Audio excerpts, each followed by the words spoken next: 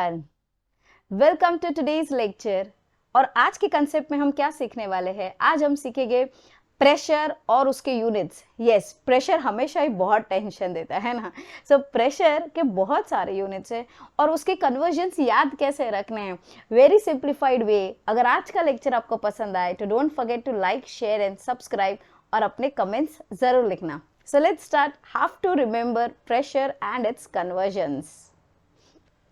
तो मेरे पास प्रेशर के बहुत सारे यूनिट्स हैं। कौन से यूनिट्स? देखिए, मेरे पास है एटीएम यहाँ पे, दैट इज एटमॉस्फेरिक प्रेशर, फिर मिलीमीटर ऑफ मर्क्यूरी कॉलम, फिर टॉर भी है यहाँ पे मेरे पास, then we have something called as bar, then we have something called as pascal, then we have something called as newton पर मीटर स्क्वायर। हाँ, इतने सारे यूनिट्स, वो भी सिर्फ प्रेशर के। एंड डेफिनेटली इन एग्जाम्स क्या पूछते हैं? दे डोंट आस्क सिंप्लीफाइड कि भाई एटीएम में दिया है तो आंसर भी एटीएम में ही एक्सपेक्ट करेंगे। आंसर एक्सपेक्ट करेंगे पास्कल में, कभी आंसर एक्सपेक्ट करेंगे टॉर में, कभी बार में। तो याद कैसे रखना है ये कन्वर्जन? Let's start. सो सबसे पहला मेरा यूनिट जो है वो है ATM, that is atmospheric pressure. अभी वैल्यू क्या है? 1 ATM is equal to 760 millimetre of mercury column या तो 760 टॉर। तो इससे मुझे क्या पता चला? मुझे सिर्फ वैल्यू याद रखनी है एटीएम की मिलीमीटर ऑफ मर्क्यूरी कॉलम और टॉर के साथ। पर ये जो मिलीमीटर और टॉर वो दोनों तो सेम ही है, तो क्यों ना हम याद रखें कि ये जो मेरी टॉर्च है वो मर्क्यूरी की बनी हुई है। Is it simple? टॉर को हम टॉर्च बोल देते हैं याद रखने के लिए, और ये जो मर्क्यूरी है उसकी बनी हुई है मेरी टॉर्च। अभी ये तो दिमाग लगाने वाली बात नहीं है, बट हम याद कर लेंगे मर्क्यूरी बनी है टॉर्च की, मर्क्यूरी बना हुआ है टॉर्च का, या टॉर्च बनी है मर्क्यूरी की। याद रख लिया हमने, right? So now if someone ask you what is the conversion of, say for example 50 millimetre of mercury to torr. Millimetre mercury तो टॉर्च ही है, मर्क्यूरी टॉर्च का बना हुआ है, तो फिर हम क्या बोल देंगे कि ये जो है 50 ही होगी वैल्यू। जितना mm ऑफ Hg है उतना ही टॉर होता है, correct? Let's see the second one.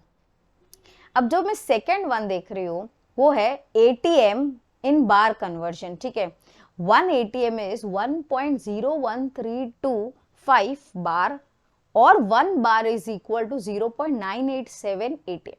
अब जब हमें बड़े कैलकुलेशंस करने हैं, ठीक है, या जब आप एमसीक्यू सॉल्व कर रहे हो, आपकी वैल्यू 1 एटीएम और बार की ऑलमोस्ट सेम है। 1 ATM is almost equal to 1.01, मतलब आप उसकी वैल्यू ऑलमोस्ट सेम ले सकते हो। ठीक है, तो ATM और बार में क्या याद रखना है? ATM में लगे हुए हैं बार। देखो, बार को कुछ और मत समझो, है ठीक है? बार इसीलिए मैंने इमेज दी हुई है कि ATM मशीन में लगे हुए हैं बार्स। ठीक है, बार वाला बार, दूसरा नहीं। वो बार समझना है तो तुम उल्टा समझ लो, बार में है एटीएम की machine. So ATM and bar is almost same, जिसकी वैल्यू क्या है? 1 ATM is 1.01325 bar, which is near by same. तो तुम इस हिसाब से याद रख सकते हैं। ठीक है, नेक्स्ट वाला जो है वो है पास्कल और न्यूटन पर मीटर स्क्वायर। तो अगर आप वैल्यूज देखोगे, 1 ATM is 1.01325 into 10 to the power of 5 pascals and 1 ATM is equal to 1.01325 into 10 raised to 5 Newton per meter square। ओह, मतलब ये दोनों जो वैल्यूज है वो सेम है। न्यूटन पर मीटर स्क्वायर और पास्कल जो है वो दोनों इक्वल है। अगर मैं बोलती हूँ 10 न्यूटन पर मीटर स्क्वायर, तो पास्कल भी कितना हो जाएगा? 10 पास्कल ही हो जाएगा। ये तो सेम बात हो गई। तो हम कैसे याद रखेंगे? न्यूटन को पसंद है पास्ता। क्या पसंद है? न्यूटन को पसंद है पास्ता।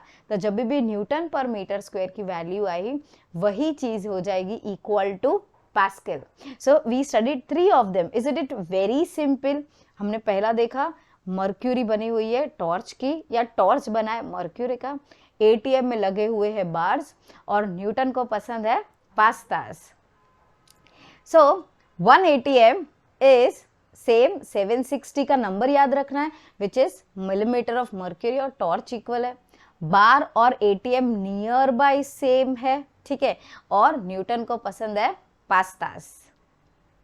सो अगर आपको मेरी ये वीडियो पसंद आई so don't forget to like share and subscribe, और कमेंट बॉक्स पे ज़रूर डालना आपको कौन से छोटे छोटे कंसेप्ट जो है वो नहीं समझ में आ रहा, बिकॉज फन फील्ड केमिस्ट्री में हम देखते हैं छोटे छोटे कंसेप्ट्स। Thank you.